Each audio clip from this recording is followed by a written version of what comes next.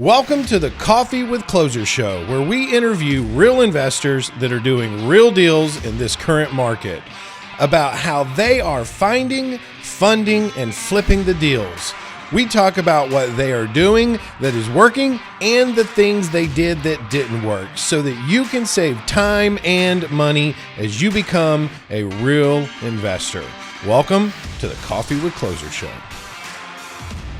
Hey everyone, Zack Childress here, and I'm back with another Coffee with Closer show, and I've got a real deal closer on the call right now with us, and you're going to get to meet him. Shannon, I've known him for, like years maybe now. This guy really is a true closer. He has been through market cycles. He's been in the ups, he's been in the downs, and he steadily moves forward. As we like to say, let me get it real quick. Like we like to say, like the rhino does.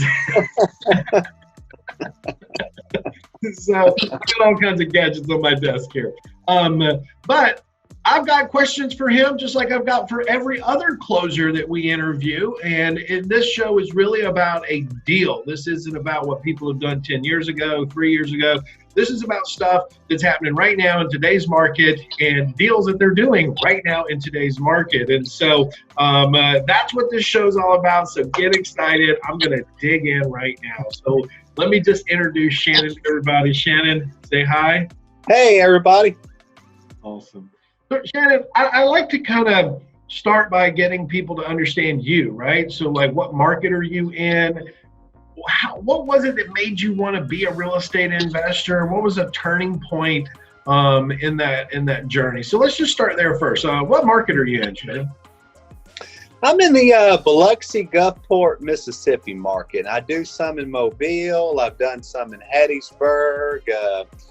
Basically like a triangle between Hattiesburg, the whole Mississippi Gulf Coast, Mobile. Gotcha. Alabama. Hey, man, talking about Mobile, look what happened to Daphne over there. That place just exploded, man. Oh, yeah, it did. Man, I was venturing into Daphne about 7 years ago, and I kicked myself today that I didn't buy properties down there. I wish I would have done more in Daphne. That'll be Baldwin County. You know, there's a great agent over there. If you ever get a chance to venture off into Daphne again, her name is Rachel Romash. She's with Elite Property Realty. Elite Realty? Elite Property Realty, I think it is, or Elite Property Solution, something like that. But her name is Rachel Romash. She is a rock star agent down there. She's an investor too, so she understands what we do. Okay. I see you taking notes over there, man. Oh, yeah. Hey, I'm still learning this bit. I've been in this now for almost 15 years, and I still learn something all the time. Well, and if you don't, right, then what are you doing, right? So yeah, you're stale. So you're down in the Gulfport, Mobile, Biloxi type market. So you just answered one of those questions, which was how long ago was it when you got started? You said 15 years ago. What was it 15 years ago that made you decide, I'm going to go be one of these crazy real estate investors? Well, I'll make a long story short. Really, it's been a passion ever since I was a little kid. I used to build houses out of Lego blocks, draw pictures of houses. I didn't realize that was going to be my my career until about 2003, 2004.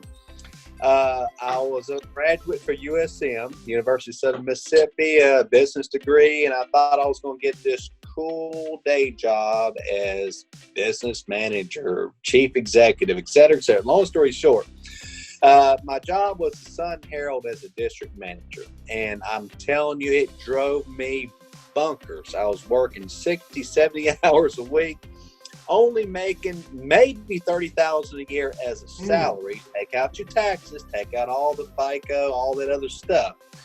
And then one day I was particularly stressed, and I was like, look, something's got to happen. So that was my kicker.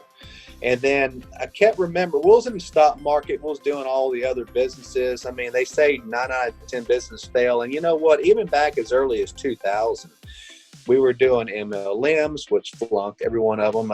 We were doing other businesses, and et cetera, et cetera, et cetera. So finally, options market, S&P mini futures trading and all that. We made money and lost money, but it made the casino look dumb.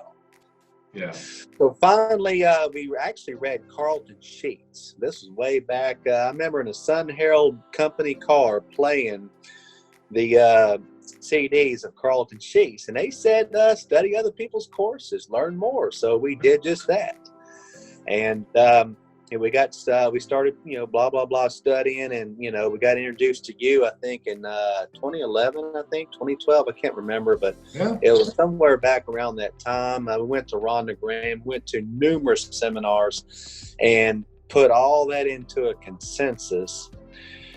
So it hit me, and we started taking action. January 25th of 2005, we got our first deal under contract. I'll never forget that day. Because oh my goodness, because 2005 was the year Hurricane Katrina hit the Mississippi Gulf Coast, and we closed on February 25th on the first home, 2005. And I remember April 4th of 2005, I quit that day job at the Sun Herald as a district manager. Yeah. And I'll never look back. I've been unemployable since then. Unemployable. I like to say that too. Like I am not employable at all. Let me grab a pen real quick. Okay. Write some notes down as you're sharing some of this great information. So 2005, you bought your first property. Yeah. So now let's fast forward 14 years later. How many deals have you done, Shannon? Well, we've averaged in between 45 and 55 deals per year. So what is that, 4 or 5 a month? 45 and 50 a year? Yes. Oh, wow. So 50, so that's 5, almost 600 plus deals in your career. Yeah. Now, the first 6 or 7 years, we seemed like we was at a stalemate. We was only doing about 12 to 13 deals per year. For some reason, we were at a big plateau. And we did well during that time, but it seemed like we wanted to do a lot more volume. So, to answer your question, that's if you do the math, I got my calculator here. That's well over 600 something deals. Yeah, that's incredible, man. You are a closer. Thank you. You are a closer. I like that you said that you met me back then, and you went through all these things. But one thing that you said that was really important to me is that you took all that information and you kind of made it into what you guys are doing. You took a little bit from everything and said, "Hey, look, this is what works for us." Exactly. I love that. I think that's great for people that are going to watch this, that they should hear, right? Because, I'm a believer that you continually educate. Look, I always say this, if I go to a seminar and I learn one thing that I can implement, it was worth going. Oh, exactly. 100%. One thing, 2 little golden nuggets. Yeah. So, okay. So now we're on the journey here, right? So you got out of your job, you did your first deal. You and your brother, right? Yeah, my brother Jason Boykin. Yeah, so you and Jason, you guys said, "Hey, we're gonna go out and be these crazy real estate investors." And so, talk me through that first year. I mean, because look, there's a lot of people that are gonna watch this who've never done a deal before, right? They're scared, they're nervous. What was that first year like? I mean, because I know what my first year was like, but they hear from me all the time. So, what was your first year like? I mean, was it up and down emotionally? What was it like? All the above. Let me tell you, that first year I was very nervous. I remember getting the phone call, and back then Jason said, "Break out your paintbrushes. We got our first deal under contract."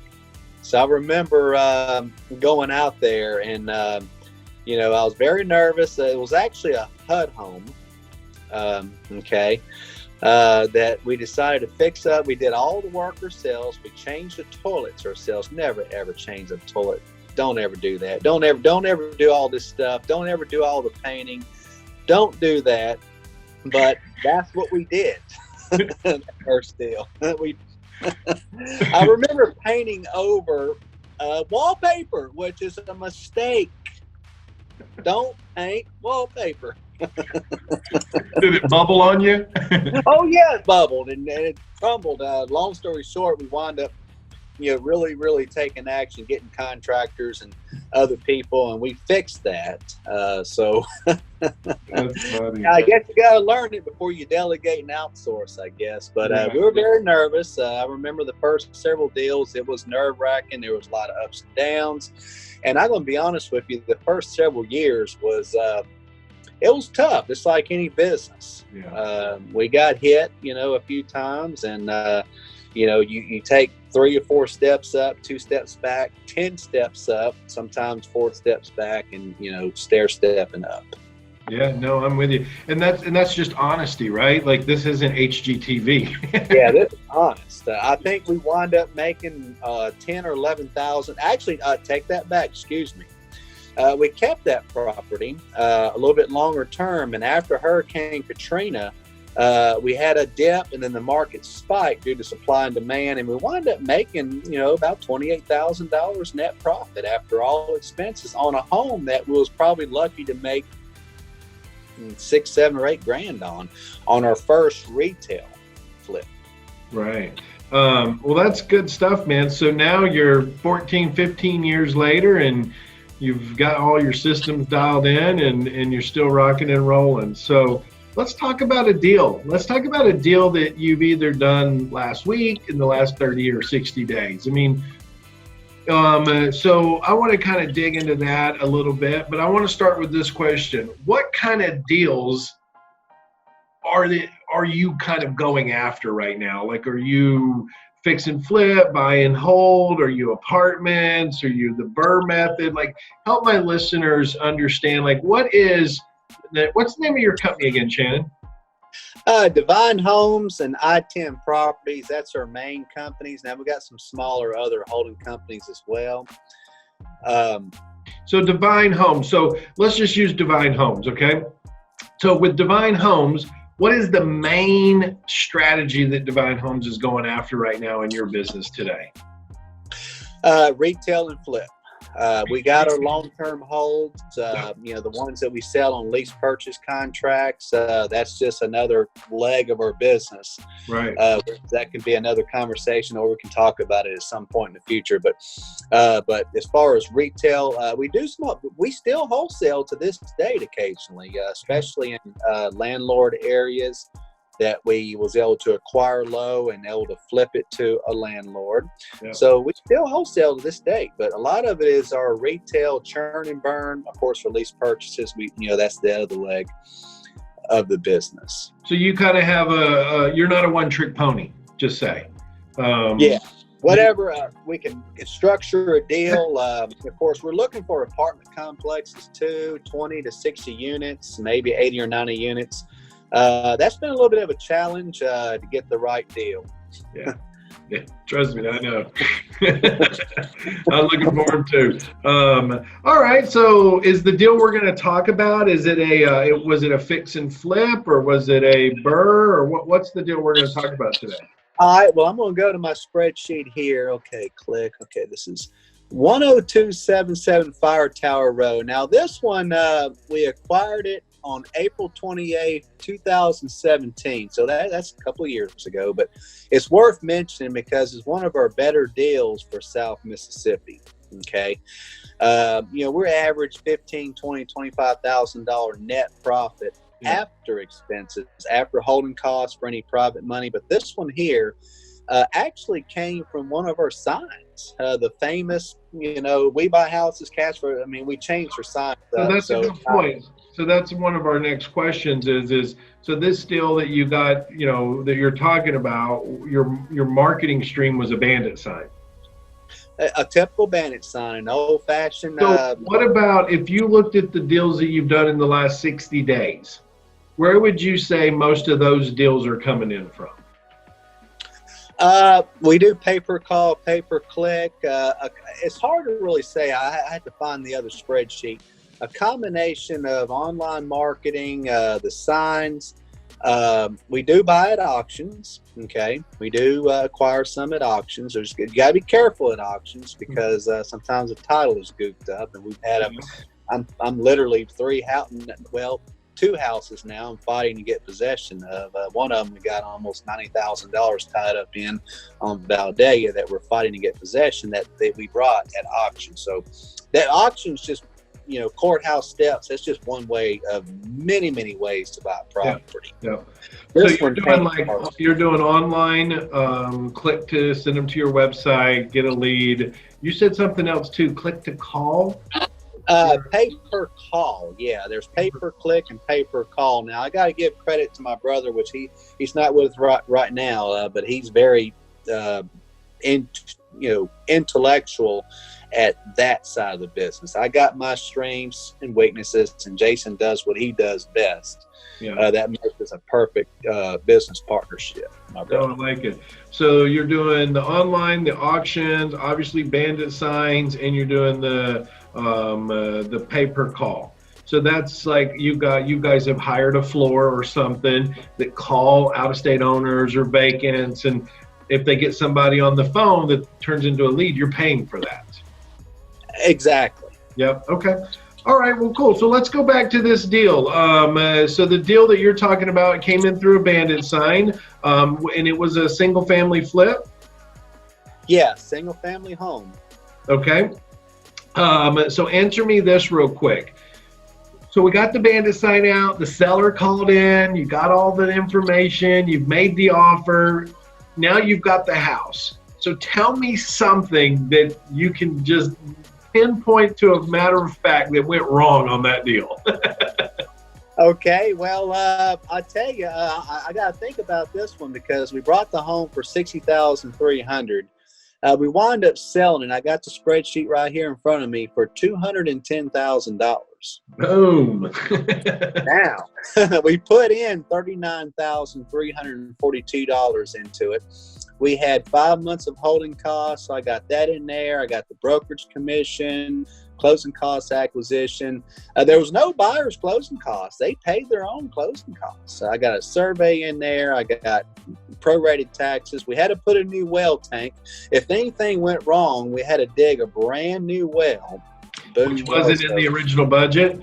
No, it was not. So, and actually, this spreadsheet here, I'm trying to look if that even includes that. So I'm clicking on it now. So really, we probably spent closer to 48, 49, but it's all calculated here. It all subtracted the cost here. Termite treatment. They found termites. Of course, we live in the South. They're going to find termites. So we had to get that treated. Plus, that was $1,219 because it was termite damage. Yeah. So even after that, a new well tank. That includes the pump, the well, all that other stuff. My goodness, $6,380 for that thing to be dug because I had to dig it and actually put the pipes all the way down to the water table. So let's talk about that real quick, Shannon. So you had an original budget. You went into the deal with that budget. Along the remodel process, you got hit and realized you needed a new well. Right? Exactly. And so that well and that digging and all of that was like $6,000.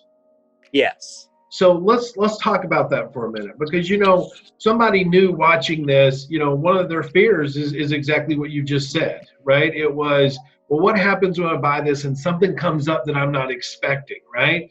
Like Murphy factors, yeah. Right, because it's like I get the question all the time, like, how do you prepare for the unknown? Well, the problem is it's called an unknown for a reason. You don't know. Exactly.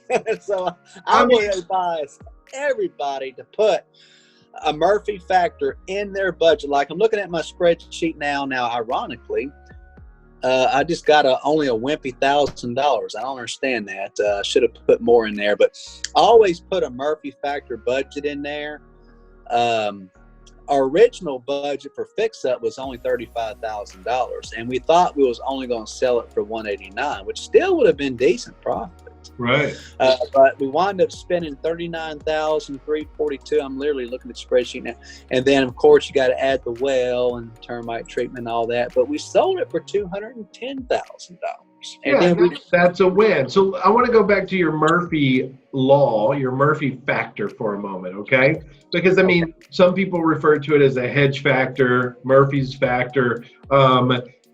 How do you, in your business, factor that in? Do you assume it's your Murphy's factor is 10% of budget, 5% of sale price? What formula do you use for the Murphy factor? We use basically a standard $3,000. Now, maybe we should use percentages, but we use a standard $3,000 because that could be a little more, it could be a little less. But it just gives you some wiggle room. If you run into a scenario like a well, right? It helps you in that factoring. So the thing that went wrong, which obviously you were able to overcome it, was the fact that you found an unknown, and it was a well, and you didn't realize that's a $6,000 hit. I mean, even though looking at your numbers, I mean, you obviously, when we get to the bottom line, you did well on this deal. Okay, well, let's talk to the viewers about something that went right on this deal. What was one thing that absolutely was just like, man, this was perfect. Like, this is how I wish it would go every time. Well, what was perfect was this is north of interstate. Flood insurance, it's not in a flood zone. Insurance is cheaper. It was in an area, I like to follow the path of progress. Where are people moving to in our market? And the trend is people have been moving north of the interstate. And this is a rural property. I mean, this is something that some folks would be scared of. It's not in a subdivision. But this is a 3.2, 2151 square foot on 4.5 acres of land. Oh, wow. Now, we were able to take 27 acres because that is one catch. The buyer wanted this extra acreage on a property we owned adjacent to it, which even without that, I still think we could have sold it for what we did because of the appraisal came back very good. If anything, we sold it for $210,000. There was a lot of, comps, and even some of the models and stuff I look at showed it worth being possibly $240,000, $250,000, but we were conservative. We were happy with the offer because no closing costs. So I guess that went right because I'm budgeting, 5.3% closing costs, which would have been close to $10,000. The real estate commission was full 6%. That's $12,600. Let me real quickly on that calculator make sure that pulled over 6%. $12,600. So that went right. It sold. It took a little bit of time to sell it. We got home a bit more than 5 months. Okay. Utilities. That was because it was in a rural area? Exactly. I mean, we knew the value was there. We knew we had to have patience to sell this, but we saw, this home run deal that we had. I mean, we made $71,403 net profit, and this is not. What was your net? What was your net? $71,403. Oh wow. Man, that's what, if everybody could hit one of those. But let's be real right now, Shannon, okay? I'm in the flipping game, you're in the flipping game. Those are the deals that we know don't come every day. Very rare. In fact, I'm going to be perfectly blunt honest. That is our biggest net profit so far as a retail flip in our market. Right. Yeah. And I try to explain this to people. A lot of times we hear about all the big deals, but it's all the little deals that keep us in the game. It's the little 10,000, the 15s, the 20s that keep us moving, keep us operating so that we do hit a 70, we do hit a 50, we do hit a 40. Am I right with your model too? Amen. And our model is a high volume model, but quality, but it's a swing the bat model. I'm all about swinging the bat. Maybe it's a single, a double, a triple, a home run, or a grand slam. Maybe it's a bunt that makes a few grand. Right. But out of all those, some of them are going to be grand slams like this one I declare super grand slam for our market. Absolutely. Other markets that might be a base hit, I don't know. But for our little market, Mississippi, that's great. Oh, yeah, that would be a great deal here, too. I mean, we did one at the end of last year that, I'm still talking about today. We made $90,000 on it. I'm like, yeah. Oh, yeah. But, I mean, realistically, most of the deals that we've flipped, we're profiting between $15,000 and $25,000. That's our average. That is exactly our average to the T. In fact, if I ran some regression analysis. I ran a bunch of stuff, and our average is around 13,990. If you average the ones now I will say we took in a loss on a few. We did get beat on a few. Some we only made a bunt, a little $2,000 or $3,000 bunt. Most of them are singles and doubles. I mean, really, most of them are going to be singles and doubles. I mean, that's how you win the game, though. Exactly. All those base hits. Well, and I try to say this to new people a lot. Like they'll come in and I'm like, okay, well, have you made any offers? And they'll say things like, well, I've looked at a lot of things, but I don't see how I'm going to make a lot. I mean, 15, 20,000. I'm looking for like a $50,000 deal, and I'm like, well, you could be looking all year for that. Yeah, that's not going to put you in the game. Exactly. You'll lose so much money because. I mean, let's just say, my 13,000, got my calculator right here, 13,000, let's just say you only did 20 deals. I don't even need a calculator for this. That's $260,000. Well, now let's just be real honest. If all you did was $15,000 profits as a new person and you just did 5 of those deals a year, just 5, you're talking 75 grand, and then the tax, of course, with all the legal write-offs, amortization, depreciation write-offs, that 75 grand, what you may owe in taxes, that's almost like $100,000 a year salary for somebody that has full 30-40% taxes taken. Right, and in markets like the South, the Midwest, anybody can live on that. You could walk away from your job and live on that, doing 5 houses a year. And so, but the goal is, like you just said and I just said, it's you got to do them. Like you got to get in, right? You got to get in and you got to hit the base hit. So back to what went right. So what went right was the end sale for you. Buyers paid all their closing fees. You got more for it than what you originally had thought. And that does happen. Look, there's deals that I ran my ARVs at 175, and when it went on the market, the agent said, Zack, I can get, well, I'll tell you what, I just sold a few months ago. I swore this house was going to sell for $160,000. Like I ran everything I had on $160,000. We got finished with it. I turned it over to the agent, and he said, oh man, we can get $200,000 for this. I was like, what? Hey, I love that. I was like, okay, well, let's list it for $199.9 and see what happens. Within 3 days, we had it sold. Damn, love it. I was like, that's amazing. But there again, let's be honest, that doesn't happen all the time. You know what I mean? No, it doesn't. It does not. So we look at the deal. You got the deal off of a bandit sign. So bandit signs do work. They still work. Even in 2019, they still work. They still work. You were able to buy the deal for $60,000. So let's talk about that. How did you buy that? Did you use a bank, hard money, your own money? What did you use to buy it with? On this particular one, we actually used private money. We actually got funded.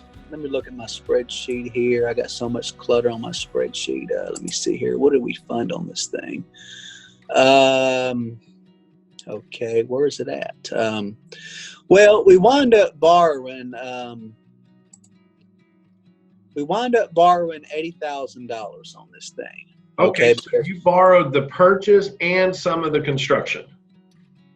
So we borrowed, and I always, with our private lenders, we always keep it no more than 60 to 70, max 75% LTV to protect the lenders and obviously ourselves, of course. Correct. Yeah, I understand. So we borrowed the money. So we got the deal off of a bandit sign.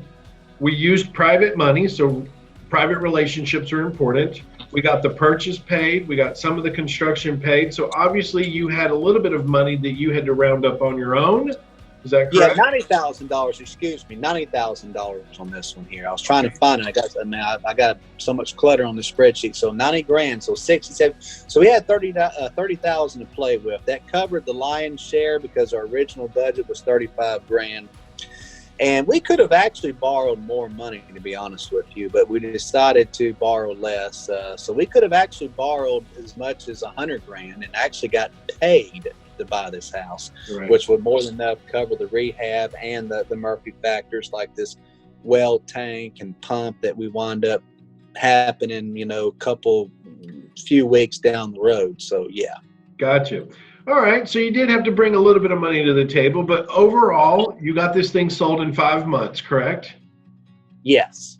So over a 5-month period, you made $70,000. So that's roughly $12,000 a month, somewhere around there on that deal.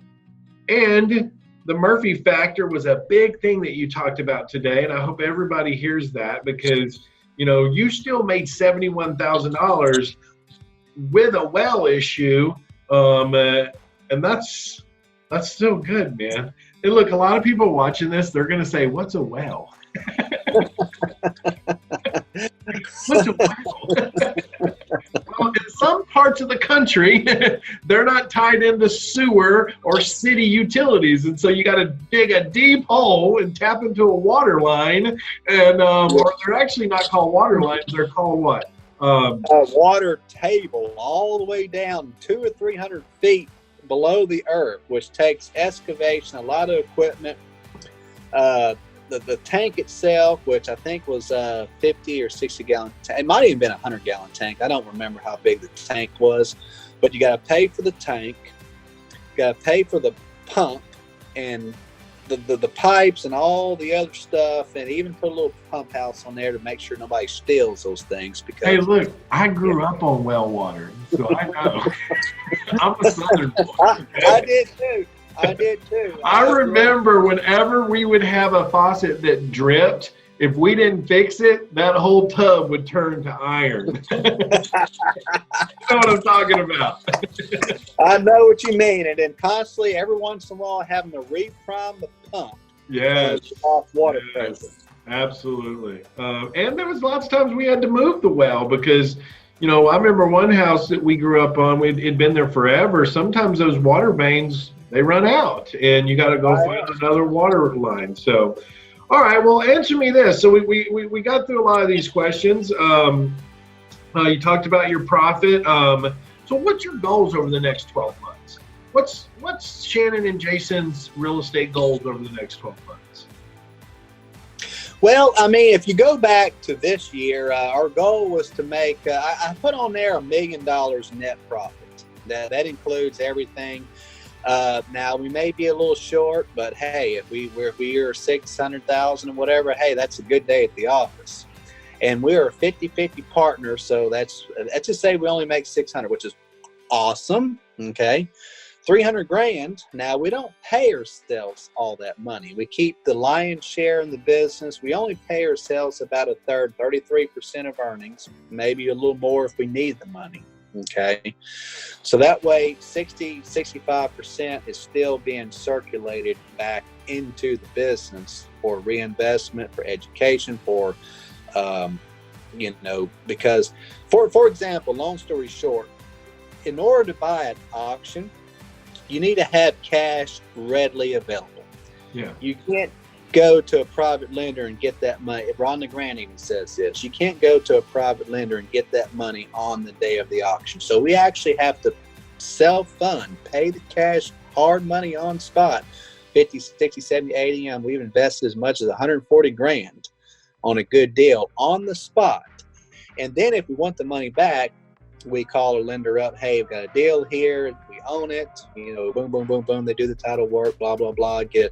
And always get a note deed and trust and have it recorded at the courthouse to make sure you're SEC compliant with those rules too. Right. That's great, man. So the next 12 months, what's the next 12 months goals? Is it to shoot for $1 million net again?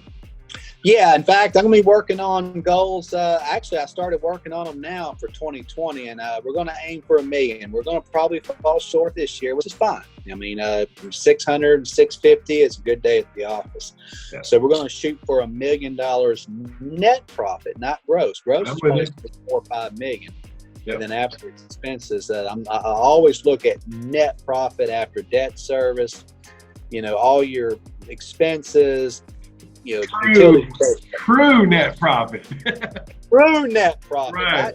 Not land. Look, I hear it all the time. Somebody would have told me about this deal that you just said. They'd have said, "Man, I paid 60 for it. I put 40 into it. I sold it for 110. I made $100,000." And I'm like, "No, you didn't." No.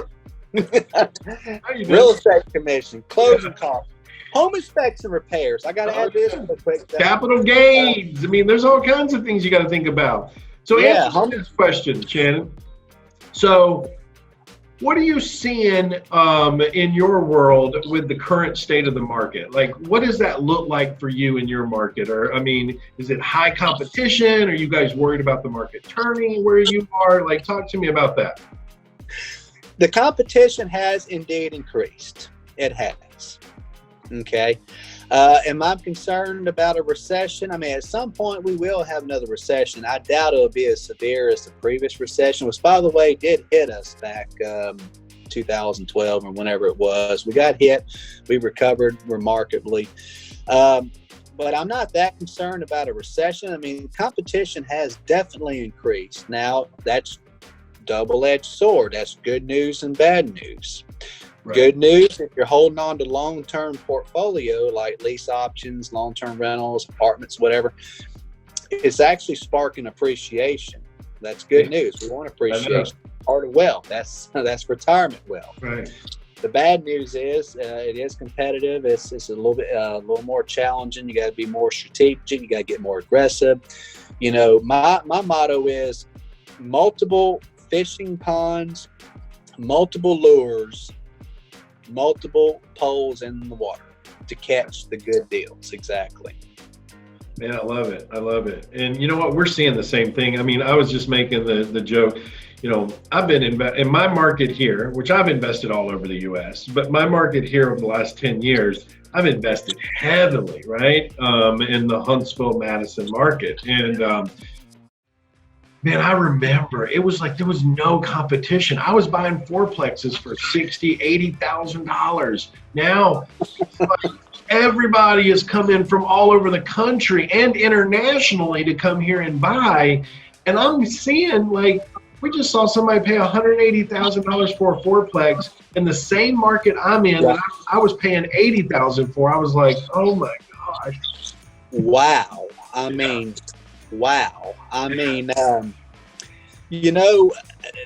maybe, of course, be careful what you wish for. Maybe we need a slight. Well, look, I don't want to scare anybody, but I'm going to just put it out there. I made more money from 2009 to 2015 than I did at any other time in my career because I was buying so cheap. There was no competition. Everybody was scared to invest because they were like, oh, what's the market going to do? Yeah, it took us a little longer to sell properties during that time, but we were buying them so cheap because nobody wanted them. So lower, yeah. Sounds like us. We made a lot more money at, I remember David Lindahl has a book and audio on market cycles, David Lindahl. So buying it at that perfect, nobody can predict the bottom. I mean, nobody can predict the top. You can get close to either or, but being able to get those deals so cheap, and we were buying them low and selling them low. Yeah. And still making that same profit spread. Yep. It just took longer to sell them in those markets. I mean, that was all. And you just factored that in. It's not like today, I put a property on a market, within a day, it's gone. Yeah. Like, it's so crazy right now. And that's like what you said, like it's a double-bladed sword, right? It's harder to find them, but it's so much easier to sell them right now. I mean, it is moving fast. So, all right. You can check your own comps. Yeah, I know, right? So answer me this one. Riddle me this, riddle me that. What advice would you share with somebody that's watching this that has never done a deal before, or maybe they just done one deal, and listening to you've been doing this 15 years. I mean, you've done 600 plus deals. You've been in good markets, bad markets. When you think back, if I was somebody brand new watching this, what would you say to me right now? Never, ever, ever, ever give up.